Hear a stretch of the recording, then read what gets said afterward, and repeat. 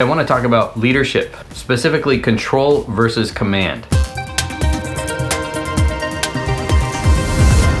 When it comes down to it, those are really the two big categories anybody approaches any type of leadership role. So let's talk about the difference. Control is a heavy-handed oversight and normally much more focused on methods. So the specific way somebody wants something done. It'll be more focused on exactly the order it needs to be done, who needs to do what, exactly how, and in a very minute detail. Now there's some situations where it is very necessary for things to be done in a very precise and sequential manner.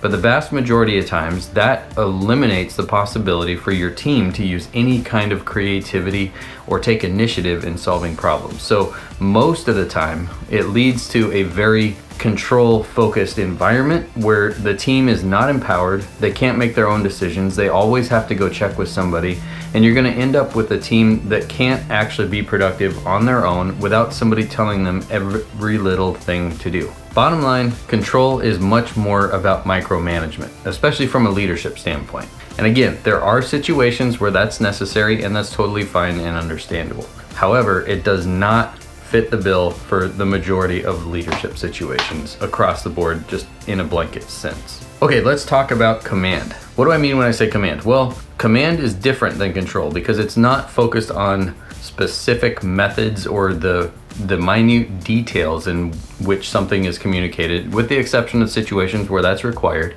It's much more focused on the overall objective the team is trying to accomplish. So by being clear as a leader on exactly what the primary objective is, not only as a group, but for each individual and their assignments within the group, what their objectives are, that gives a lot more creativity and latitude to each person to execute on that in such a way where it can complement the overall objective. And it brings a lot more creativity to the table from the rest of the team. It empowers the team and it allows the team to execute at a very high level because they're able to perform in a way where they feel like they're contributing, they feel like they're actually making a difference, and they feel like they have a purpose in the sense of a clear objective for themselves and as a group. So when it comes down to it, whatever situation you're in as a leader, make sure you focus on being a solid commander, not a controller. Anyway, I've tried that a few times. It seems to be working out all right.